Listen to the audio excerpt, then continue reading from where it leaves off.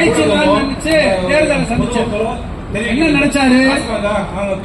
நீ உதயசூரியனுக்கு ஓட்ட போடு அரசு ஊழியர் ஆசிரியர்கள், நான் உனக்கு டாக்ஸ் பிரகாரம் உனக்கு பிக்ஸ்டு பென்ஷன் தர்றேன்னு சொல்லி அவர் நினைப்பு. ஆனா ஓட்டுக்கள் எல்லாம் அரசு ஊழியர் ஓட்ட போட்டதுல, தபால் ஓட்டு என்னதுல முன்னணியில அரசு ஊழியர் ஆசிரியர் ஓட்டு தான் இந்த தேர்தல்ல அடிச்சுட்டு வந்துச்சு. அது பேசாம மல மல மல மல மலன்னு மிகப்பெரிய தோல்வி ஏற்பட்டு தாவேக அரசு ஆட்சி அமைக்கக்கூடிய சூழ்நிலை. சரி, இது ஒரு நிலை. ஸ்டாலின் செய்யல. இப்போ 1/1/2026 இருந்து போன மாசம் 30/6/2020 வரைக்கும் ஜூன் மாசம் வரைக்கும் ஓய்வு பெற்றவங்க இருக்காங்க. அவங்க கேக்குறாங்க. பேசும்போது சித்திக்கு சொன்னார், ஐயா சார் சொன்னார், சார் நீங்களாச்சும் பணத்தை வாங்கிட்டு போயிட்டீங்க.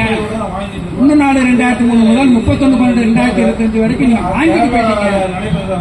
அவங்க வாங்கவே இல்லை, ₹1 கூட இல்ல. அப்ப அவங்களுக்கு என்ன செய்யறது அப்படிங்கிற யோசிச்சு பார்த்தீங்கன்னா, நாங்க இப்ப கொண்டு வந்தது டேக்ஸ் திட்டமே அல்ல. அவர் சொன்னது பிஎஃப்ஆர்டில பணம் சேர்த்த பணத்துல நம்ம போய் பணத்தை கட்டினா அதுல இருந்து பணம் வருமா அப்படிங்கறத பாத்துட்டு இருக்கோம். அதனால அவங்களுக்கு இன்டீரியரமா கொடுத்துட்டு இருக்கோம். இதனாலதான் டாக்ஸ்ல விதிகளை முழுவதுமாக உருவாக்க முடியவில்லை, பிக்சேஷன் பண்ண முடியல.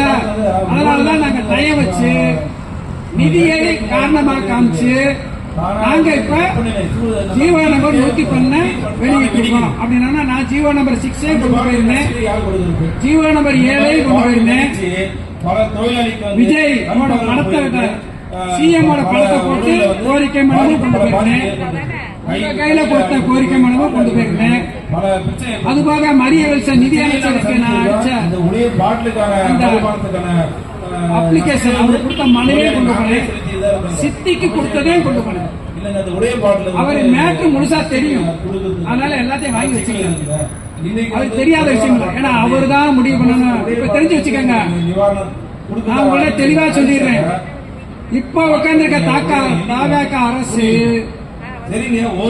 முதலமைச்சர், பைனான்ஸ் மினிஸ்டர் தவிர 2 பேர்த்த தவிர எந்த அமைச்சர்னாலையும் தன்னுடைய தனிப்பட்ட அதிகாரத்தை வைத்து யாருக்கும் எந்த நன்மையும் செய்ய முடியாது. அப்படிப்பட்ட கவர்மெண்ட். அப்ப பைனான்ஸ் செக்ரட்டரி தான் முடிவு பண்ணணும். அப்ப பைனான்ஸ் செக்ரட்டரி என்ன சொல்றாரு?